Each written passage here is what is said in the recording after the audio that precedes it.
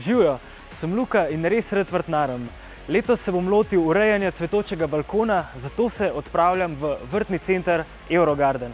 Pejte z mano!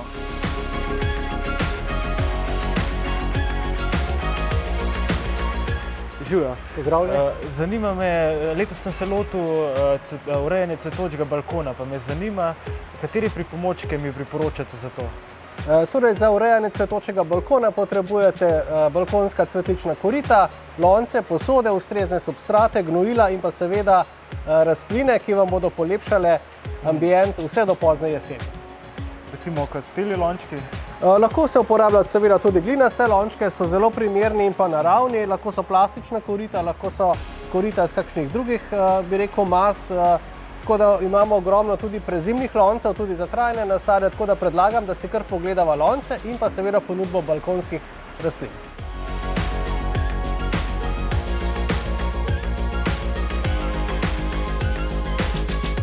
Katere rože mi pa priporočate? Torej, vse je odvisno, ali imate sončno ali imate senčno oziroma polsenčno lego. Torej, za zasaditev na sončni legi bom tukaj le predstavil eno v bistvu zasaditev, ki je že nekako pripravljena na sajenje. Na sončni strani se bodo zelo lepo razrasti milijon zvončkov. Milijon zvončkov v koritih damo nekako na rob, in se bodo v bistvu takole nekako razrasli. Tule imamo za pokončno cvetočo, celo poletje bo cvetela lantana. Prav na rob korita zasadimo pijavčnico, to je strukturna rastlina, ki se bo povesila povsem navzdol. Tule čisto na koncu pa imamo petunijo, ki se bo prav tako razrasla, bi rekel, kot nek tak polviseč do viseč kupček, in tako korito lahko ponovite, kolikor želite korit, da boste zapolnili celotno ograjo.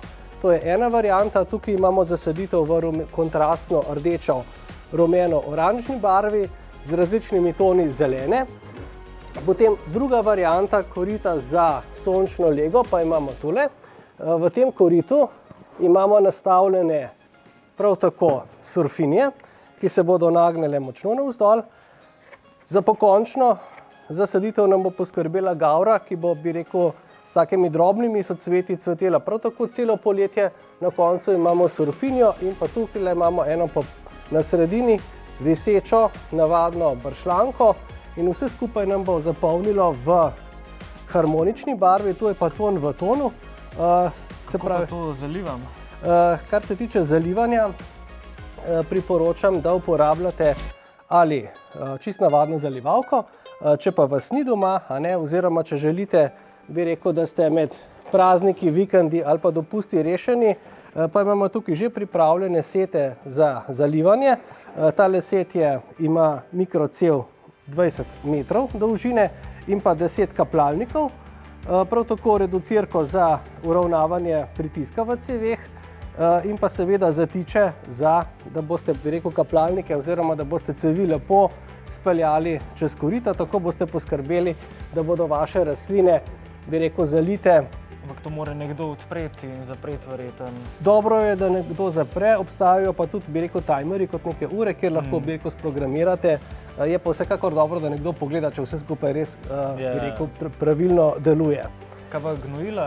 Kar se tiče gnojenja, mogoče najprej se posvetiva zemljam, se pravi substratom.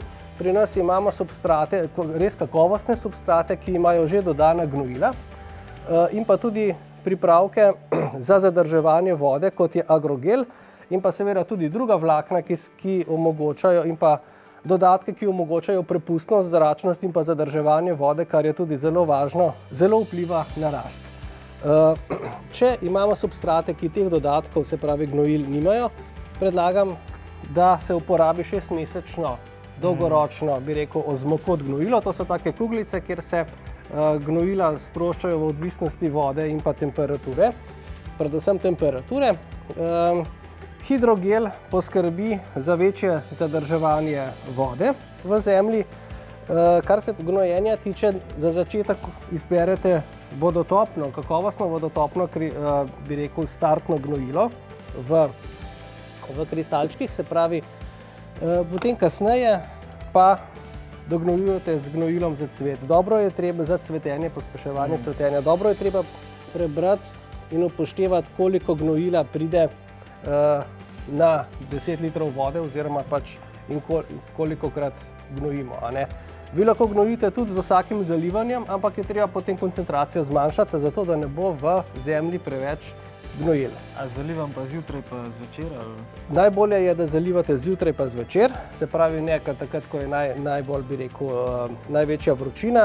Če je možno, uporabljate postalno vodo in pa voda, s katero boste zalivali, jo lahko pripravite en dan prej, v kateri boste raztopili vodotopna gnojila. Kaj pa recimo mi priporočate za v senco, kakšne rože? Torej, za senčne lege na senčnih balkonih je seveda tudi nekoliko manjši izbor rastlin. Poglejmo si tole korito. Kot cvetoče rastline lahko uporabljamo ali fuksije, tele so malo bolj pokončne, lahko so tudi viseče. Lahko uporabljamo za cvetoče rastline tudi gomoljne begonje, ki jih zdaj nimam tukaj le zraven. Lahko so tudi vodenke, se pravi navadne senčne vodenke v rdeči, rumeni, beli barvi. Prav tako imamo gomoljne begonje, tako v rumeni, rdeči in pa tudi beli barvi, pa še kakšna se najde.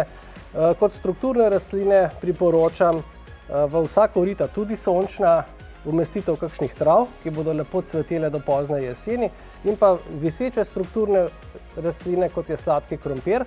Uporabimo lahko tudi dihondro, smilj ali pa pijavčnico. Tudi recimo razne deteljice lepo cvetijo v senci in prav tako v bistvu tvorijo tako zanimivo kontrastno strukturo v listih in pa cvetovih. Ja, mislim, da imam zdaj kar veliko izbire. Izbira pri nas je kar velika, tako za senco kot tudi za predvsem sonce. Tudi lejte, v senci so lahko kakšne hortenzije. Te hortenzije pravzaprav morajo biti v senci. Korita lahko kombinirate z raznimi marjetami, obstajajo tudi afriške marjete. Pri marjetah je zelo pomembno, da vse odcvetele cvetove po cvetenju pobirate, da bo lepo cvetela naprej. Ne pozabiti na dognojevanje z gnojili za cvet, redno zalivanje in pa seveda tudi, kar je še zelo pomembno, je varstvo pred predvsem škodljivci. Zelo radi se na milijon zvončkih pojavijo listne uši. Tole vidimo milijon zvončkov, tudi na petunjah ali pa na pijavčnici. Za zatiranje listnih uši, te se največkrat pojavijo na balkonih, predlagam, da uporabljate že pripravljena škropiva na osnovi naravnih sestavin, kot so razni piretrini. Tu treba paziti, da škropite izključno zvečer, ne v sončnem dnevu, da ne bodo cvetovi ožgani. Tako da listne uši je treba spremljati, takoj ko se pojavijo, je treba ukrepati. Kaj pa zasaditev v lonce? Seveda, tudi v lonceh lahko oblikujemo cvetoče zasaditve. Tule imamo primer enega okrasnega lonca in v ta lonec sem kot višino uporabil tole kordelino ali kijevko, ki je v bistvu trajnica. Prav tako angleško pelargonijo, ki jo lahko tudi prezimimo, se bosta lepo dopolnjevale. Kot strukturno rastlino sem si izbral moljevko, ta bo prerasla lonec navzdol.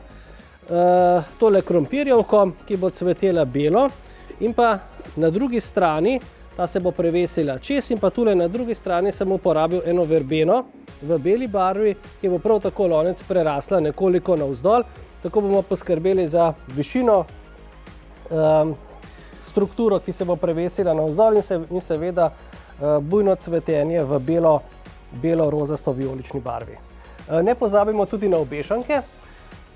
Tule imamo že pripravljene obešanke. Tule vidimo eno tako rdečo petunijo. Obešanke lahko tudi na strop obesimo, in bodo rastline lepo visele navzdol. Seveda lahko v obešanki posadimo več različnih rastlin, visečih in tudi pokončnih. Prav tako lahko uporabimo tudi surfinje, ki so prav tako cvetoče rastline. Ne pozabite tudi dodajati, bi rekel, ustreznega gnojila in pa železa, ker zelo hitro rata klorotična in izmanjka. Tudi za surfinje je treba uporabljati ustrezno zemljo in pa seveda tudi gnojila. Super, se mi zdi, da sem dobil veliko koristnih idej in informacij, pa mogoče pridem še po kakšen nasvet. Želim vam uspešno vrtnarjenje, prijetno vrtnarjenje in seveda polno cvetočih zasaditev na balkonih, terasah in pa seveda tudi, bi rekel, okenskih policah, če nimamo balkonov.